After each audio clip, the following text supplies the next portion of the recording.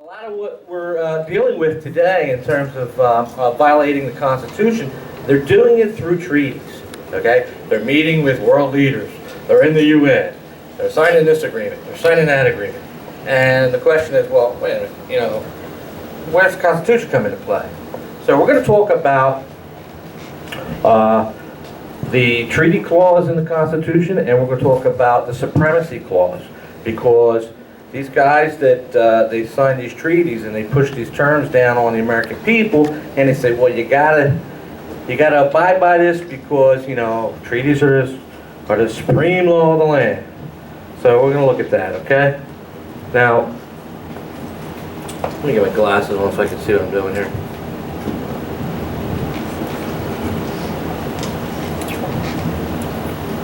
All right, so let's look at the delegation of treaty-making power. It's in Article 2, Section 2. You have your pocket constitutions, you'll find it there. It says, he, the President, shall have power by and with the advice and consent of the Senate to make treaties, provided 2/3 of the senators present concur. Now, what's a treaty?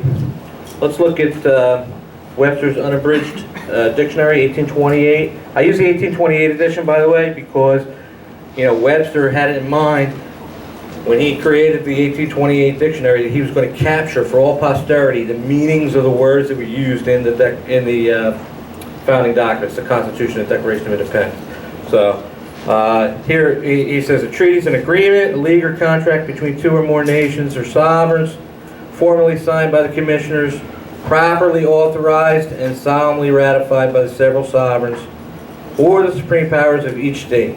Treaties are of various kinds.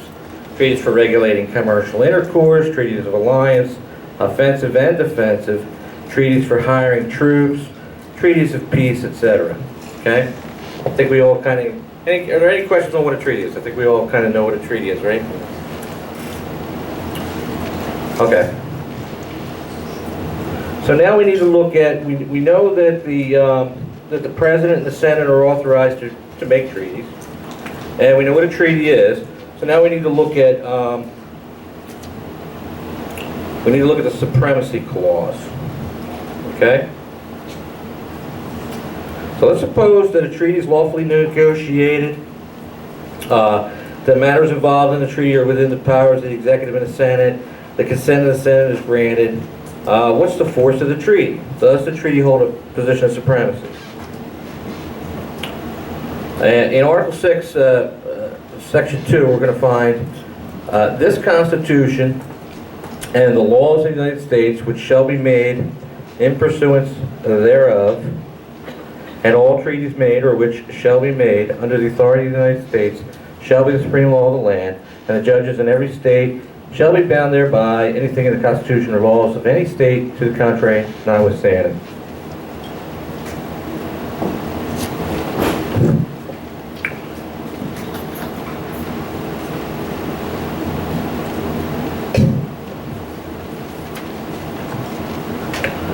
So let's pull it apart.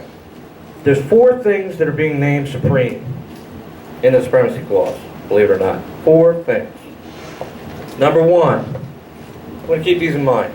Number 1, the Constitution shall be the supreme law of the land. Number 2, the laws of the United States shall be the supreme law of the land. You can see if you break this clause, if you break these clauses up, this Constitution shall be the supreme law of the land. The laws of the United States, which shall be made in pursuance thereof, shall be the supreme law of the land. All treaties made, this is the 3rd one, all treaties made, past tense now, shall be the supreme law of the land. And the 4th thing is all treaties which shall be made under the authority of the United States shall be the supreme law of the land. Now, we're going to look at 2 interesting things here. We're going to see that when they talk about laws of the United States, they're talking about in pursuance of the Constitution. But when they talk about treaties, they're talking about treaties made under the authority of the United States. So why do they use pursuant to the Constitution when they're talking about law, and under the authority of the United States when they're talking about treaties. Okay? What they're doing here is, let's put yourself in the position, you're a delegate, you're sitting down, you're writing the Constitution. What is the authority of the United States when you're, as a delegate in 1787? Does anybody know? Anybody? What was the authority of the United States? Yeah. The Articles of Confederation, that's right. The Articles of Confederation preceded the Constitution. The United States was created as an entity via the Articles of Confederation. Now, they're using this language because they want to make sure that treaties that we entered into prior to the Constitution are not going to be violated. They're not going to be canceled as a result of the adoption of the Constitution. Okay? One of those treaties, by the way, was the treaty with Great Britain, which declared the terms of peace in our war for independence. Right? So,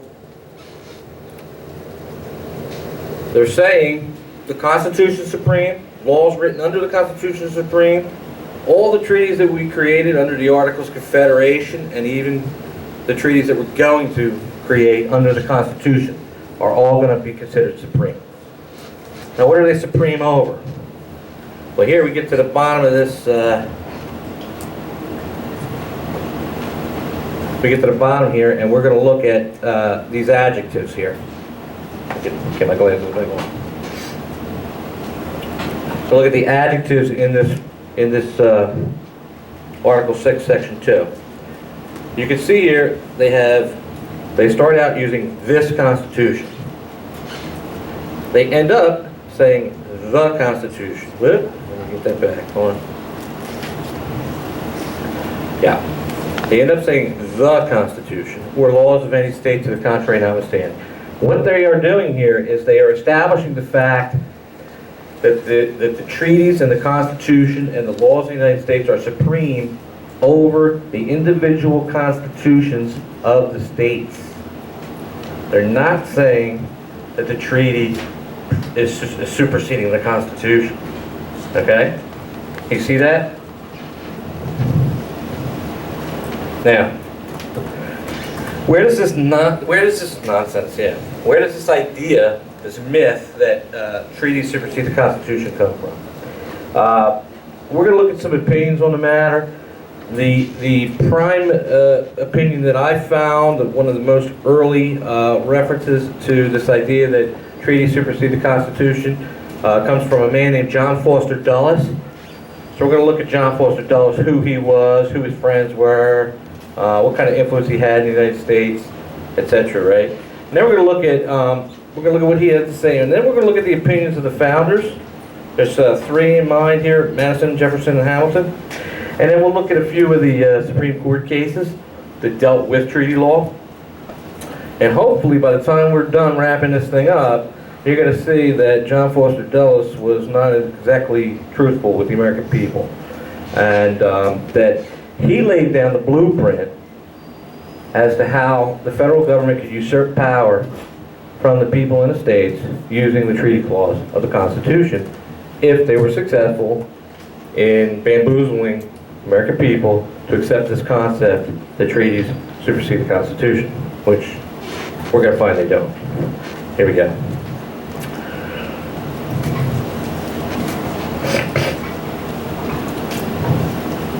Let me catch up here. All right.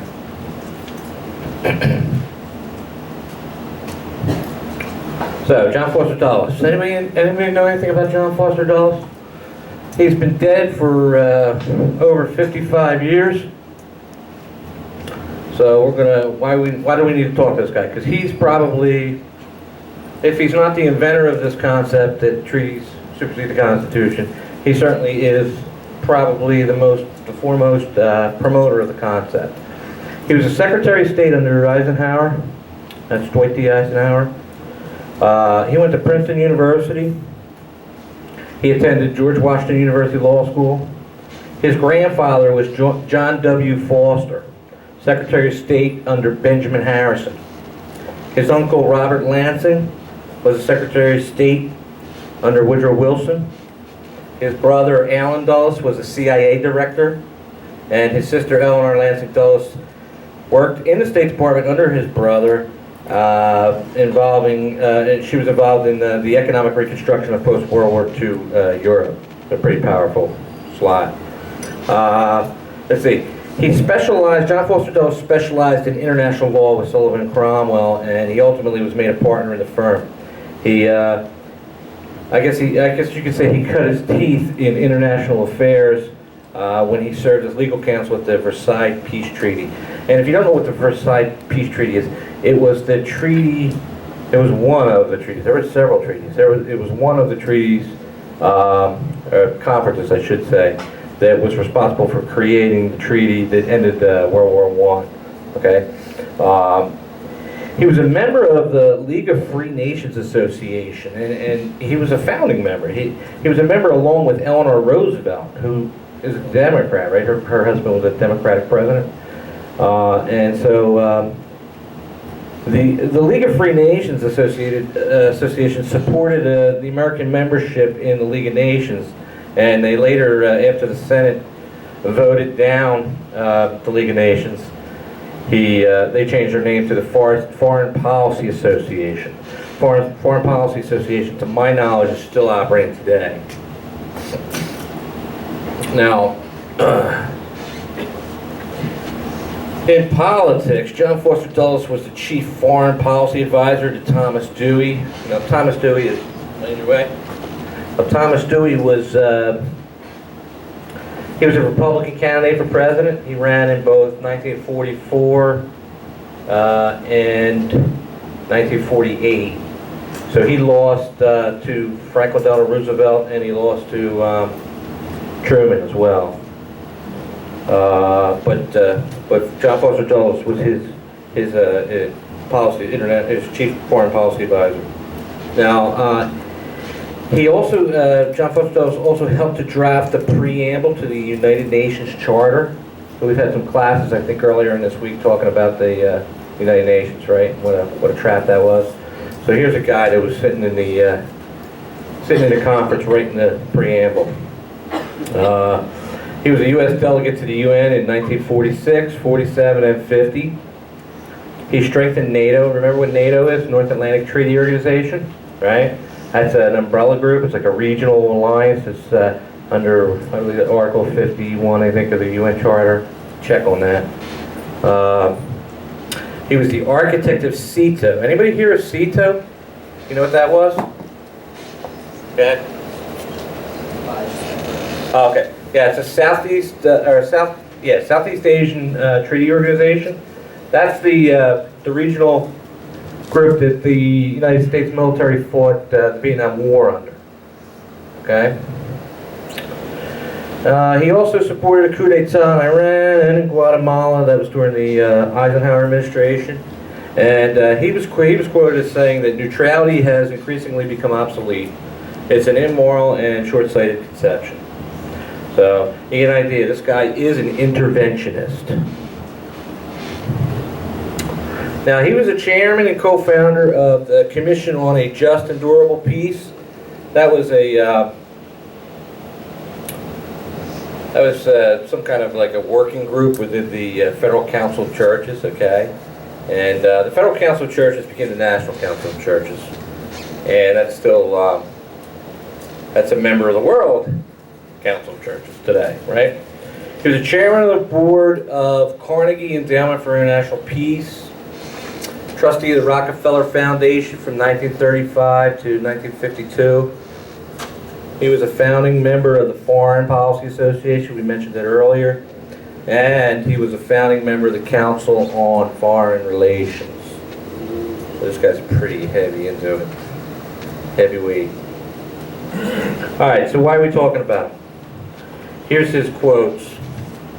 He delivered a speech. In front of the American Bar Association's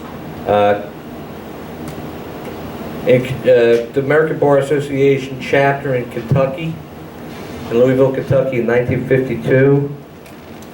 Okay? When he was in that meeting, he made the following statement. He said, "The treaty-making power is an extraordinary power liable to abuse. Treaties make international law and they make domestic law. Under our Constitution, treaties become the supreme law of the land. They are indeed more supreme than ordinary laws, for congressional laws are invalid if they do not conform to the Constitution, whereas treaty laws are invalid if they do, treaty laws can override the Constitution. Treaties, for example, can take powers away from Congress and give them to the President. They can take powers from the state and give them to the federal government or to some international body, and they can cut across the rights given to the people by the Constitutional Bill of Rights." Just about everything he said here is a lie. And I say it's a lie, not because what he says is false, but because he knows better. Okay? I mean, this guy is a Princeton graduate, right? He went to George Washington University. He's hobnobbing with all these big wigs in international affairs. He's a lawyer. He knows this is false. He has to. James Madison.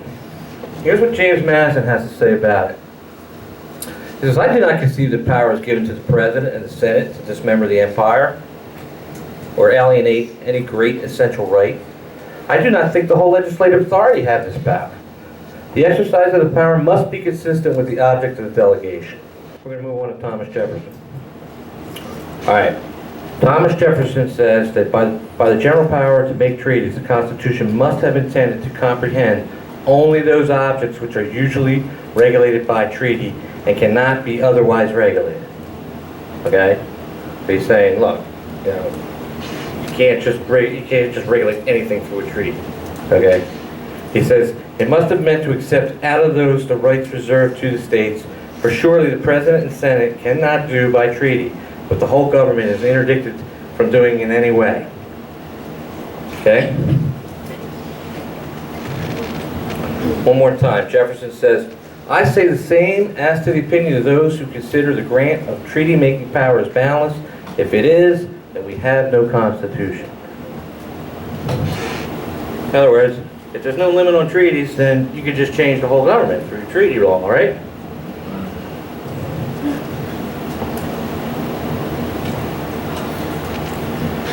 Alexander Hamilton, he said that the only constitutional exception to the power of making treaties is that it shall not change the Constitution.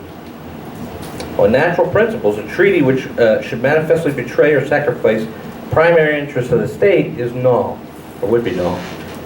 Okay, so this is a direct refutation of John Foster Dulles, who said that, you know, treaty law can change the Constitution, right? Here's another quote by Hamilton. He says, "A treaty cannot be made which alters the Constitution of the country or which infringes any express exceptions to the powers of the Constitution of the United States." Okay? Now, we'll look at a couple of Supreme Court decisions here. The first one here is Reed v. Covert, and it's let's see if we can find some information about the details of this thing here. I lost my, here it is. Okay, good. Okay, this case dealt with two women charged in the murder of their husbands. Okay? And the husbands were in active service overseas. So the military attempted to try the cases in military tribunals and stripped the defendants of their protected rights under the Constitution. The military cited treaty law and congressional law in the form of the Military Code of Conduct. After quoting the Supremacy Clause in Article 6, here's what the court said.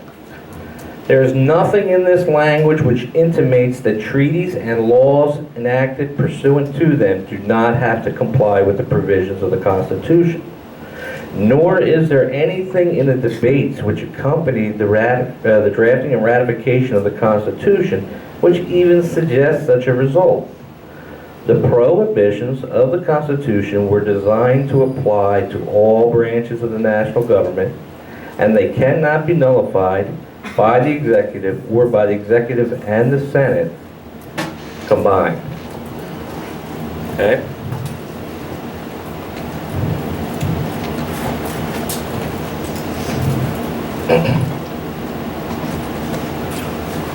All right, now we got Jeffrey versus Riggs.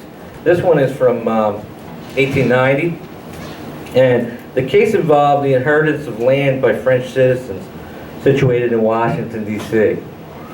The land was left in part to nephews and nieces of the deceased, and the estate was going to be shared amongst French and U.S. citizens. There was some conflict over this, and the Supreme Court, what we're interested in is not what happened to the land. We're interested in what the Supreme Court's opinion was with regard to the treaty law. Okay.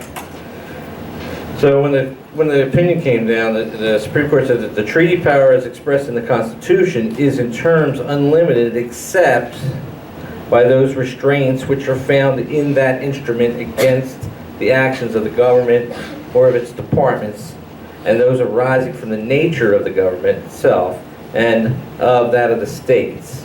So it would not be contended that it extends so far as to authorize what the Constitution forbids.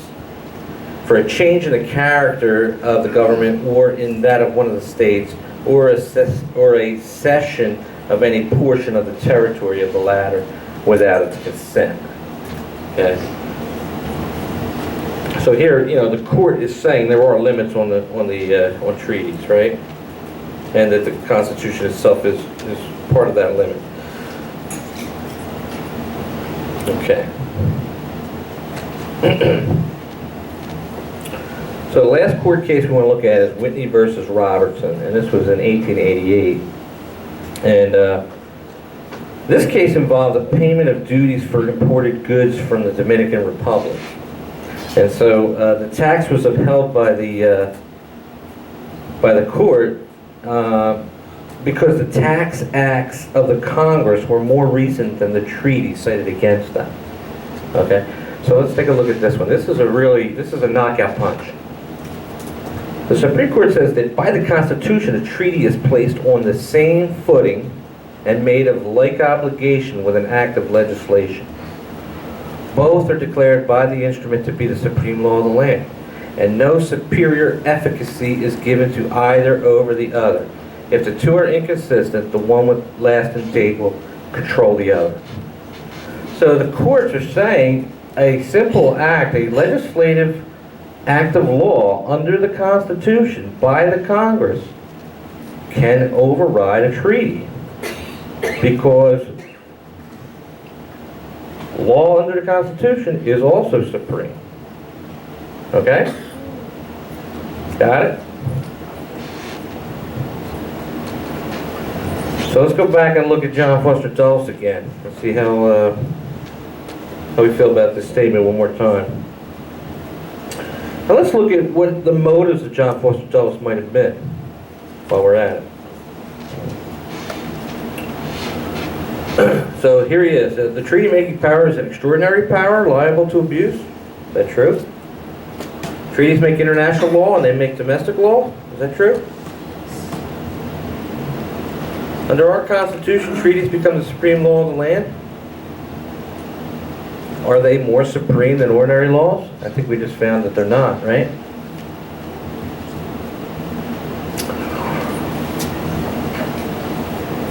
Clearly, the opinions of our framers and founders are at odds with John Foster Dulles.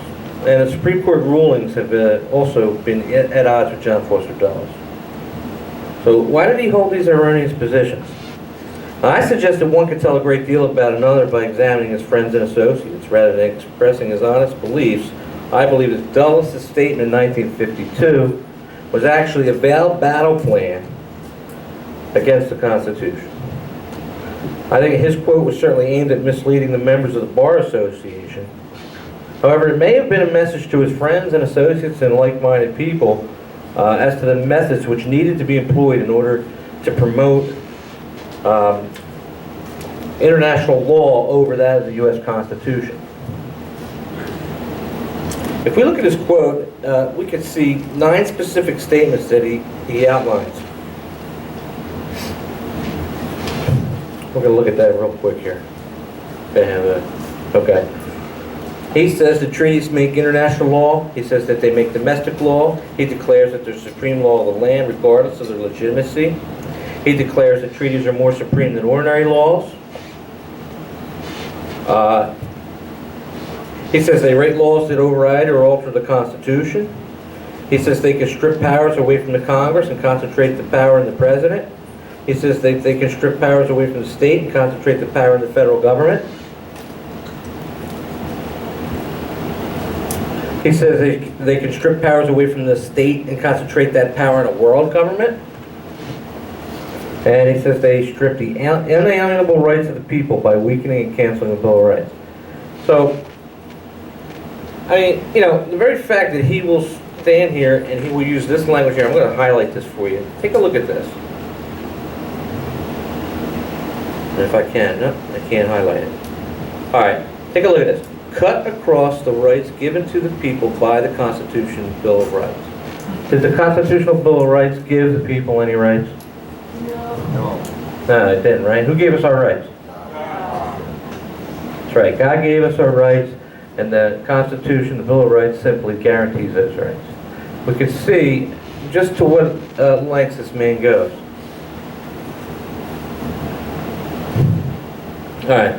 So let's take a look at how these 9 points that we've discussed are actually playing out today, right? Because these 9 attacks, I would say that they're still in play in 2016, 57 years later or whatever it is, okay?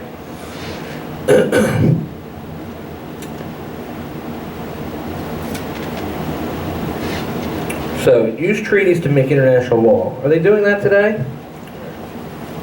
If we take a look at Article 102 of the United Nations Charter, which appears under Chapter 16, Miscellaneous Provisions, demonstrates an attempt to register treaties as binding international law. Okay? It also seeks to place the United Nations above sovereign nations as the arbiter of international law. According to the U.S. State Department document, there's a document called Treaties in Force. Okay, let's see if I got something on this. There it is. Okay.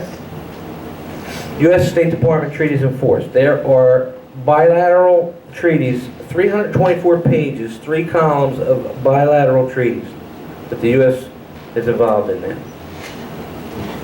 There's 170 plus pages of multinational treaties. The table of contents of this document takes 4 pages and real tiny, I'm telling you, it's really tiny print. You gotta get a magnifying glass out. You're over 30 to read this thing. It's got an additional addendum that was created in 2014-15. So that would be, you know, the federal government's calendar starts in September. So it's September 2014 through, what, August of 2015. They issued 80 pages of addendum.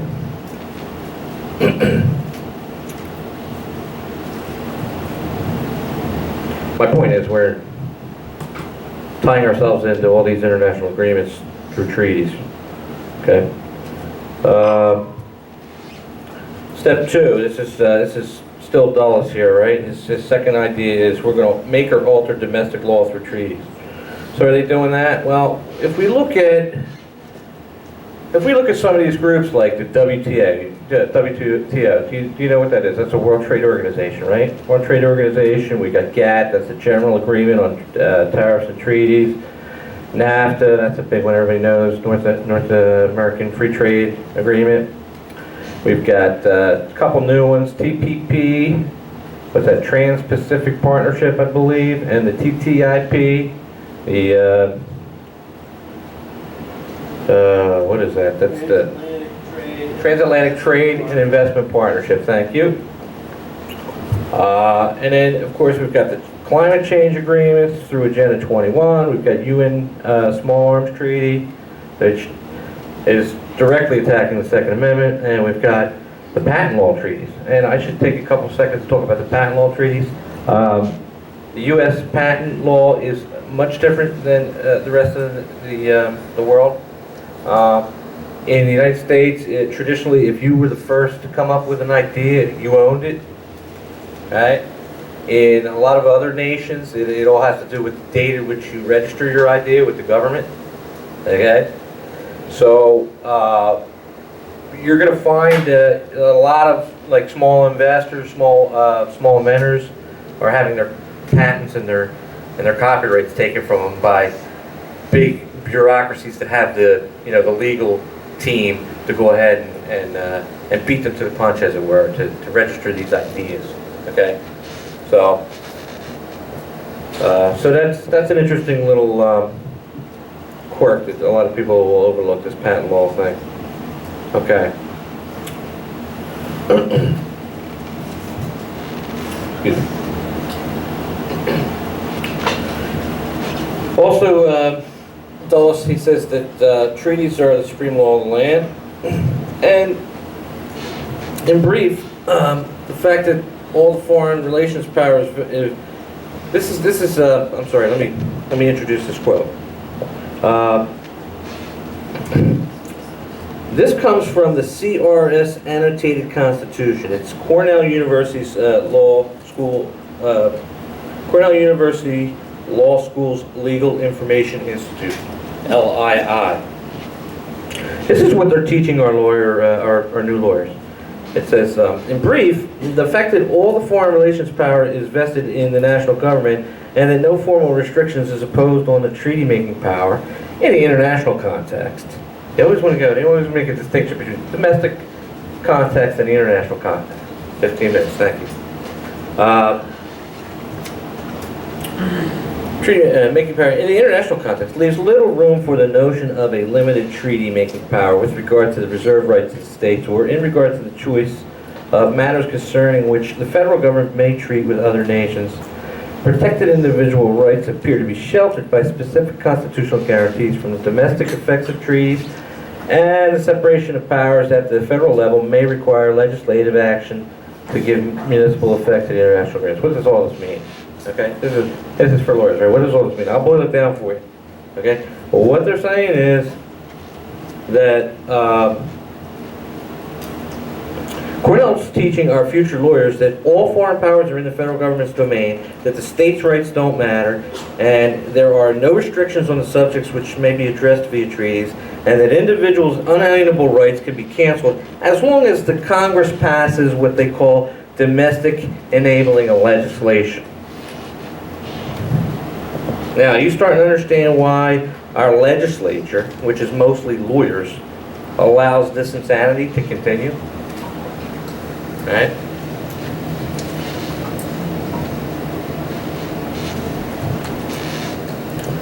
Step 4, we're supposed to. He wants his friends to declare treaties more supreme than other laws. We've already talked about this, but if you look at what they're doing here, is they're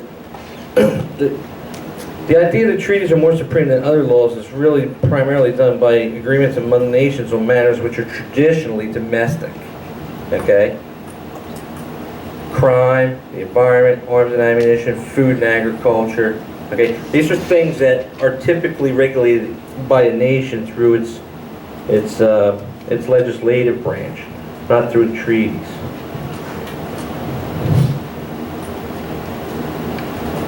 Now, I need to introduce this guy to you real quickly, too, before we end this talk. This guy here, this is Frederick L. Kurgis. He wrote something called Treaties as Binding International Obligations.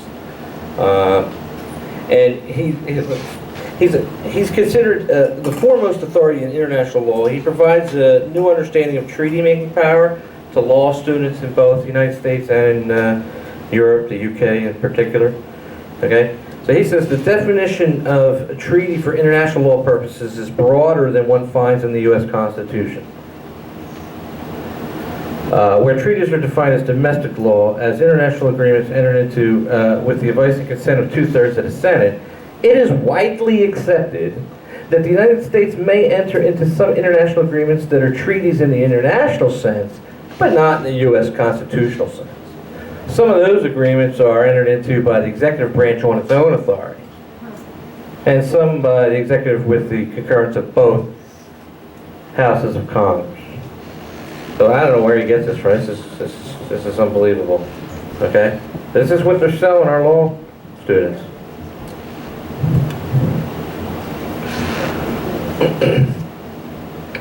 Now, Professor Kurgis attempts to draw a distinction between the domestic effects of treaties and the international effects of treaties. In doing so, he infuses new meaning into Article 6 of the Constitution. He invents two new ratification processes for treaties, the latter of which is in use via free trade agreements, and it's highly irregular. You see here, he says, some of these agreements are entered into by the executive branch on its own authority, and some with the executive with the concurrence of both houses of Congress. Every time we see a new trade bill come down the pike, right, this TTIP and this TTP, they're not passing them as treaties requiring 2/3 consent of the Senate. They're negotiating with with whatever nations are involved in these regional groups, and then they're putting it in front of the Congress. Both houses are putting it in front of the House of Representatives and the Senate, and they're doing it via standard 51% approval, and bang, they're passing them as if they were standard laws. So there's really no legitimate way to do some of these multinational trade laws that they're doing, because the Congress in the House of Representatives has a role to play in regulating commerce, right? So they're trying to do that, which is not legitimate in a constitutional sense, and they don't really have a proper vehicle. There's no real proper constitutional process to do what they want to do, so they just lie. They just say, well, some treaties in the international sense can be entered into, by the President and both houses of Congress.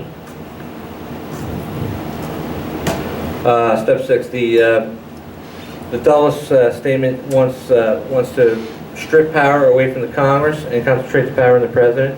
We see that specifically today in what's called TPA. Anybody heard of TPA before? TPA is the trade,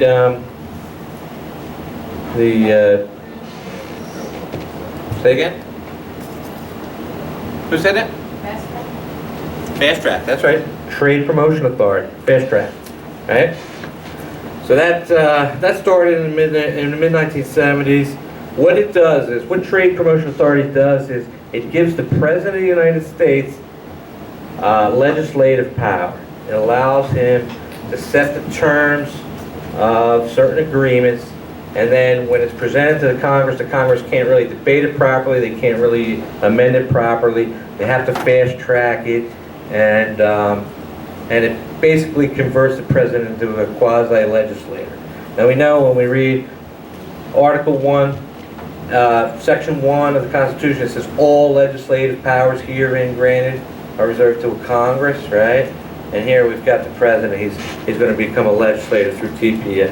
So it's clearly unconstitutional, but they do it and we let them get away with it. Power is stripped away from the states. How does that happen? Well, anytime they create these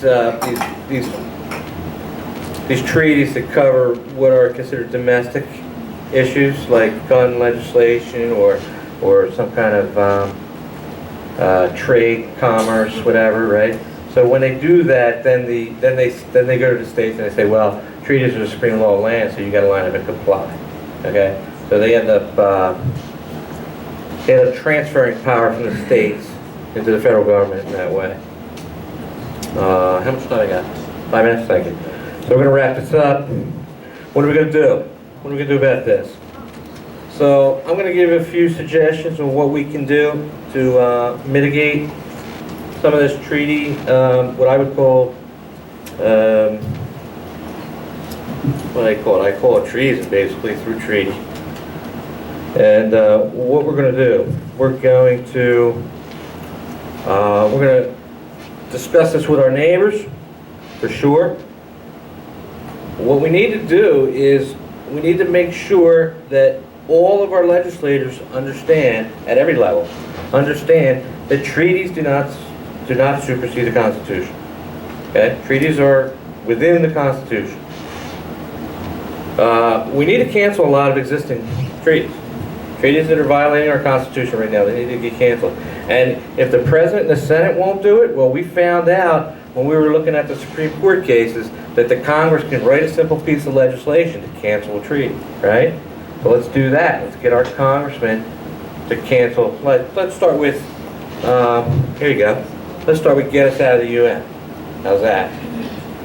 We can put a nail right in the coffin of world government.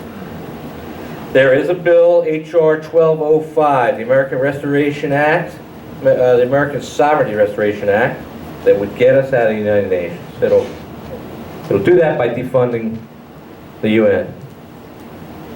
Some other resources for you. I have a blog at federalexpression.wordpress.com. There's a YouTube video out there that Jonathan McManus did in the early 90s, I believe, called Revolution by Treaty, in which he touches on some of these issues from a different perspective. You can look at this video. We'll make sure we get this presentation posted up on the YouTube channel. You can re-look at this. We have Treaties in the Constitution by George C. Detweiler. And the Constitution versus UN Arms Treaty. That's put out by the 10th Amendment Center. They have a website and a YouTube channel. Okay, and the rest of this is my resources. So, okay.